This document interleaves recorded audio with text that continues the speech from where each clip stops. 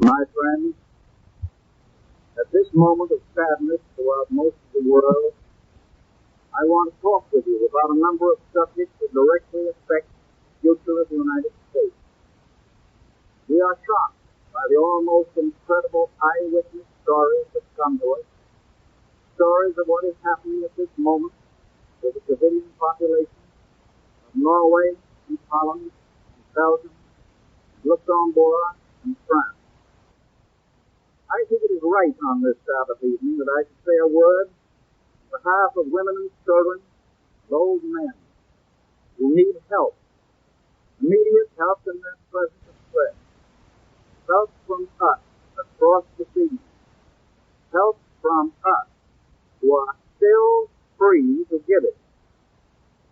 Tonight, over the once peaceful roads of Belgium and France, millions are now moving, running from their homes to escape bombs and shells and fire and machine gunning, without shelter and almost wholly without food.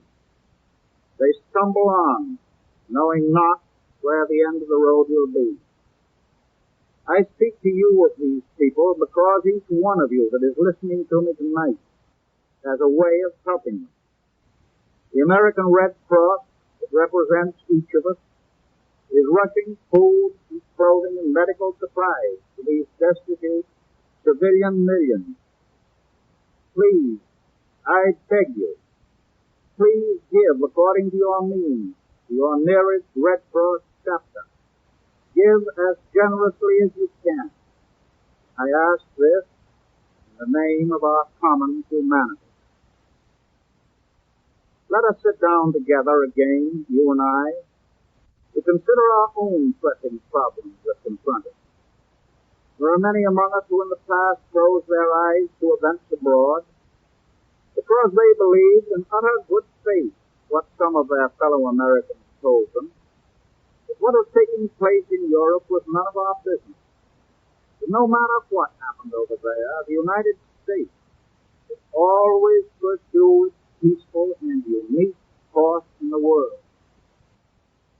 There are many among us who close their eyes from lack of interest or lack of knowledge, honestly and sincerely, thinking that many hundreds of miles of salt water made the American hemisphere so remote that the people of North and Central and South America could go on living in the midst of their vast resources without reference to or danger from the other continents of the world.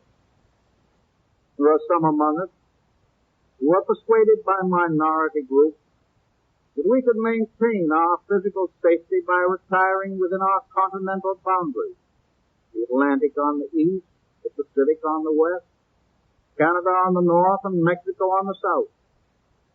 I illustrated the futility, the impossibility of that idea in my message to the Congress last week. Obviously, a defense policy based on that is merely to invite future attacks. And finally, there are few among us who have deliberately and consciously closed their eyes because they were determined to be opposed to their government, its foreign policy, and every other policy, to be partisan, and to believe that anything that the government did was wholly wrong. To those who have closed their eyes for any of these many reasons, to those who would not admit the possibility of the approaching storm, to all of them, the past 2 weeks have meant the shattering of many illusions. They have lost the illusion that we are remote and isolated, and therefore secure against the dangers from which no other land is free.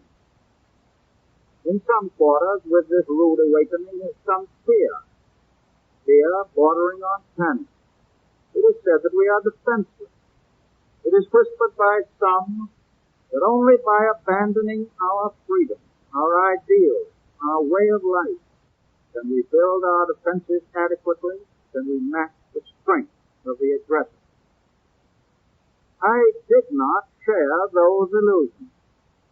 I do not share these fears. Today we are more realistic. But let us not be calamity howlers and discount our strength. Let us have done with both fears and illusions. On this Sabbath evening in our homes, in the midst of our American families, let us calmly consider what we have done and what we must do. In the past 2 or 3 weeks, all kinds of stories have been handed out to the American public about our lack of preparedness. It has even been charged that the money we have spent on our military and naval forces during the last few years has gone down the rat hole. I think that it is a matter of fairness to the nation if you hear the facts. Yes, we have spent large sums of money on the national defense. This money has been used to make our Army and Navy today the largest, the best equipped, and the best trained peacetime military establishment in the whole history of this country. Let me tell you just a few of the many things accomplished during the past few years. I do not propose, I could not go into every detail. It is a known fact, however, that in 1933, when this administration came into office, the United States Navy had fallen in standing among the navies of the world in power of ships and in efficiency to a relatively low ebb. The relative fighting power of the Navy had been greatly diminished by failure to replace ships and equipment which had become out of date. But between 1933 and this year, 1940, 7 fiscal years, your government will have spent $1,487,000,000 more than it spent on the Navy during the 7 years that preceded 1933. What did we get for this money? Money, incidentally, not included in the new defense appropriation. Only money hitherto appropriated. The fighting personnel of the Navy rose from 79,000 to 145,000. During this period, 215 ships for the fighting fleet have been laid down or commissioned, practically 7 times the number in the preceding 7-year period. Of these 215 ships, we have commissioned 12 cruisers, 63 destroyers, 26 submarines, 3 aircraft carriers, 2 gunboats, 7 auxiliaries, and many smaller craft. And among the many ships now being built and paid for as we build them are 8 new battleships. Ship construction, of course, costs millions of dollars, more in the United States than anywhere else in the world. But it's a fact that we cannot have adequate naval defense for all American waters without ships. Ships that sail the surface of the ocean, ships that move under the surface, and ships that move through the air. And speaking of airplanes that worked with the Navy, in 1933 we had 1,127 of them.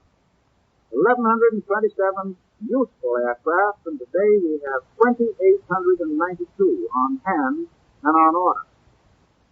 Of course, nearly all of the old planes of 1933 have been replaced by new planes because they became obsolete or worn out. Yes, the Navy is far stronger today than in any peacetime period in the whole long history of the nation. In hitting power and in efficiency, I would even make the assertion that it is stronger today than it was during the World War. The Army of the United States. In 1933, it consisted of 122,000 enlisted men. Now, in 1940, that number has been practically doubled. The Army of 1933 had been given few new implements of war since 1919, and it had been compelled to draw on old reserve stock left over from the World War. The net result of this was that our Army by 1933 had very greatly declined in its ratio of strength with the armies of Europe and of the Far East. That was the situation I found. But since then, great changes have taken place. Between 1933 and 1940, these past 7 fiscal years, your government will have spent $1,292,000,000 more than was spent on the Army in the previous 7 years. And what did we get for this money? The personnel of the Army, as I have said, has been almost doubled. And by the end of this year, every existing unit of the present regular Army will be equipped with its complete requirements of modern weapons. Existing units of the National Guard will also be largely equipped with similar items. Here are some striking examples taken from a large number of them. Since 1933, we've actually purchased 5,640 airplanes, including the most modern type of long-range bombers and fast pursuit planes. Though, of course, many of these that were delivered 4 and 5 and 6 and 7 years ago have worn out through use and been scrapped. We must remember that these planes cost money, a lot of it. For example, one modern 4-engine long-range bombing plane costs $350,000.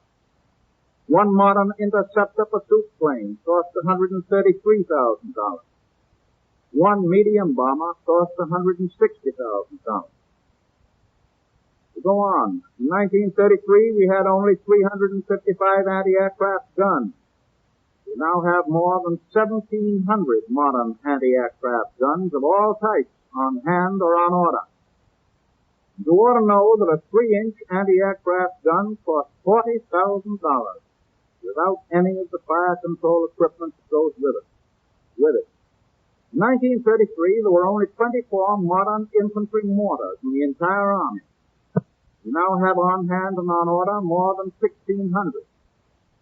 In 1933, we had only 48 modern tanks and armored cars. Today we have on hand and on order 1,700. There are many other items in which our progress since 1933 has been rapid, and the great proportion of this advance consists of really modern equipment. For instance, in 1933, on the personnel side, we had 1,263 Army pilots. Today, the Army alone has more than 3,200 of the best fighting flyers in the world. Flyers who last year flew more than 1 million hours in combat training. And that figure does not include the hundreds of splendid pilots in the National Guard and in the organized reserve. Within the past year, the productive capacity of the aviation industry to produce modern planes has been tremendously increased. In this past year, more than doubled. But that capacity is still inadequate. The government, working with industry, is determined to increase that capacity to meet our needs. We intend to harness the efficient machinery of these manufacturers to the government's program of being able to get 50,000 planes a year. One additional word about aircraft, about which we read so much. Recent wars, including the current war in Europe, demonstrated beyond doubt that fighting efficiency depends on unity of command, unity of control. In sea operations, the airplane is just as much an integral part of unity of operations as are the submarine, the destroyer, and the battleship. In land warfare, the airplane is just as much a part of military operations as are the tank corps, the engineers, the artillery, or the infantry itself. And therefore, air forces should continue to be a part of the Army and Navy. In line with my request, the Congress this week is voting the largest appropriation ever asked by the Army or the Navy in peacetime. And the equipment and training provided for them will be in addition to the figures I have given. The world situation may so change that it will be necessary to reappraise our program at any time. And in such case, I am confident that the Congress and the Chief Executive will work in harmony as a team, work in harmony as they are doing today. I will not hesitate at any moment to ask for additional funds when they are required. In this era of swift, mechanized warfare, we all have to remember that what is modern today and up to date, what is efficient and practical, becomes obsolete and outworn tomorrow. Even while the production line turns out airplanes, new airplanes are being designed on the drafting table. Even as a cruiser slides down the launching wave, plans for improvement, plans for increased efficiency in the next model are taking shape in the blueprints of designers. Every day's fighting in Europe, on land, on sea, and in the air, discloses constant changes in methods of warfare. We are constantly improving and redesigning, testing new weapons, learning the lessons of the moment, seeking to produce in accordance with the latest that the brains of science can conceive. Yes, we are calling upon the resources, the efficiency, and the ingenuity of American manufacturers of war material of all kinds, airplanes and tanks and guns and ships, and all the hundreds of products that go into this material. The government of the United States itself manufactures few of the implements of war. Private industry will continue to be the source of most of this material, and private industry will have to be speeded up to produce it at the rate and the efficiency called for by the needs of the times. I know that private business cannot be expected to make all of the capital investments required for expansions of plants and factories and personnel which this program calls for at once. It would be unfair to expect industrial corporations or their investors to do this when there is a chance that a change in international affairs may stop or curtail orders a year or two hence. Therefore, the government of the United States stands ready to advance the necessary money to help provide for the enlargement of factories, the establishment of new plants, the employment of thousands of necessary workers, the development of new sources of supply for the hundreds of raw materials required, the development of quick mass transportation of supplies. And the details of all of this are now being worked out in Washington day and night. We are calling on men now engaged in private industry to help us in carrying out this program, and you will hear more of this in detail in the next few days. It does not mean that the men we call upon will be engaged in the actual production of this material. That will still have to be carried on in the plants, in the factories throughout the land. Private industry will have the responsibility of providing the best, speediest, and most efficient mass production of which it is capable. The functions of the businessmen whose assistance we are calling upon will be to coordinate this program, to see to it that all of the plants continue to operate at maximum speed and efficiency. Patriotic Americans of proven merit, of unquestioned ability in their special fields, are coming to Washington to help the government with their training, their experience, and their capability. It is our purpose not only to speed up production, but to increase the total facilities of the nation in such a way that they can be further enlarged to meet emergencies of the future. But as this program proceeds, there are several things we must continue to watch and to safeguard. Things that are just as important to the sound defense of a nation as physical armament itself. While our Navy and our airplanes and our guns and our ships may be our first lines of defense, it is still clear that way down at the bottom, underlying them all, giving them their strength, sustenance, and power, are the spirit and the morale of a free people. For that reason, we must make sure in all that we do that there be no breakdown or cancellation of any of the great social gains which we have made in these past years. We have carried on an offensive on a broad front against social and economic inequalities, against abuses which had made our society weak. That offensive should not now be broken down by the pincers movement of those who would use the present needs of physical military defense to destroy it.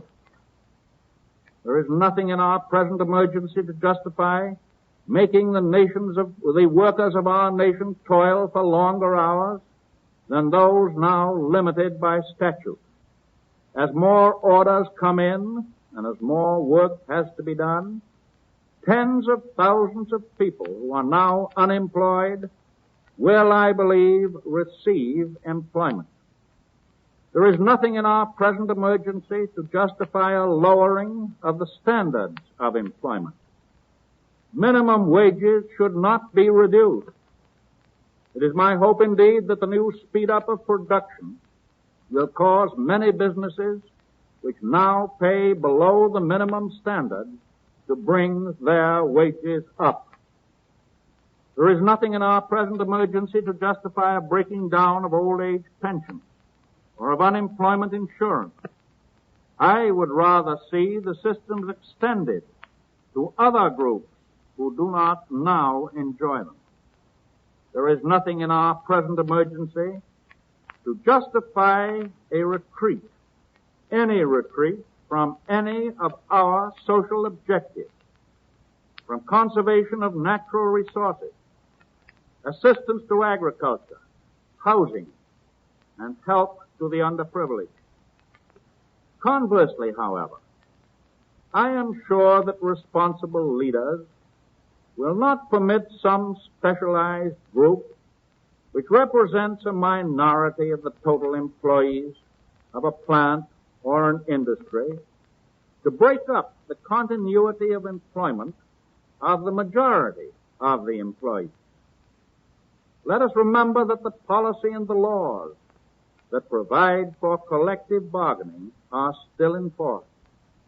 And I can assure you that labor will be adequately represented in Washington in the carrying out of this program of defense. And one more point on this, our present emergency and a common sense of decency make it imperative that no new group of war millionaires shall come into being in this nation as a result of the struggles abroad. The American people will not relish the idea of any American citizen growing rich and fat in an emergency of blood and slaughter and human suffering. And last of all, this emergency demands that the consumers of America be protected so that our general cost of living can be maintained at a reasonable level. We ought to avoid the spiral processes of the World War, the rising spiral of costs of all kinds. The soundest policy is for every employer in the country to help give useful employment to the millions who are unemployed. By giving to those millions an increased purchasing power, the prosperity of the whole nation will rise to a much higher level. Today's threat to our national security is not a matter of military weapons alone. We know of other methods, new methods of attack. The Trojan horse, the fifth column that betrays a nation unprepared for treachery. Spies, saboteurs, and traitors are the actors in this new strategy. With all of these, we must and will deal vigorously. But there is an added technique for weakening a nation at its very root, for disrupting the entire pattern of life of a people. And it's important that we understand it. The method is simple. First, discord. The dissemination of discord. A group not too large, a group that may be sectional or racial or political, is encouraged to exploit its prejudices through false slogans and emotional appeals. The aim of those who deliberately egg on these groups is to create confusion of counsel, public indecision, political paralysis, and eventually a state of panic. Sound national policies come to be viewed with a new and unreasoning skepticism, not through the wholesome political debates of honest and free men, but through the clever schemes of foreign agents. As a result of these new techniques, armament programs may be dangerously delayed. Singleness of national purpose may be undermined. Men can lose confidence in each other, and therefore lose confidence in the efficacy of their own united action. Faith and courage can yield to doubt and fear. The unity of the state can be so sapped that its strength is destroyed. All this is no idle dream. It has happened time after time in nation after nation during the last 2 years. Fortunately, American men and women are not yet easy dupes. Campaigns of group hatred or class struggle have never made much headway among us and are not making headway now. But new forces are being unleashed. Deliberately planned propagandas to divide and weaken us in the face of danger as other nations have been weakened before. These dividing forces I do not hesitate to call undiluted poison. They must not be allowed to spread in the New World as they have in the Old. Our moral, our mental defenses must be raised up as never before against those who would cast a smokescreen across our vision. The development of our defense program makes it essential that each and every one of us, men and women, feel that we have some contribution to make toward the security of our nation. At this time, when the world, and the world includes our own American hemisphere, when the world is threatened by forces of destruction, it is my resolve and yours to build up our armed defenses. We shall build them to whatever heights the future may require. We shall rebuild them swiftly as the methods of warfare swiftly change. For more than 3 centuries, we Americans have been building on this continent a free society, a society in which the promise of the human spirit may find fulfillment. Commingled here are the blood and the genius of all the peoples of the world who have sought this promise. We are continuing our efforts to bring the blessings of a free society, of a free and productive economic system to every family in the land. And that is the promise of America. It is this that we must continue to build, this that we must continue to defend. It is the task of our generation, yours and mine. But we build and defend not for our generation alone. We defend the foundations laid down by our fathers. We build a life for generations yet unborn. We defend and we build a way of life, not for America alone, but for all mankind. Ours is a high duty, a noble task. Day and night, I pray for the restoration of peace in this mad world of ours. It is not necessary that I, the President, ask the American people to pray in behalf of such a cause, for I know you are praying with me. I am certain that out of the heart of every man, woman, and child in this land, in every waking minute, a supplication goes up to Almighty God, that all of us beg that suffering and starving, that death and destruction may end, and that peace may return to the world. In common affection for all mankind, your prayers join with mine, that God will heal the wounds and the hearts of humanity.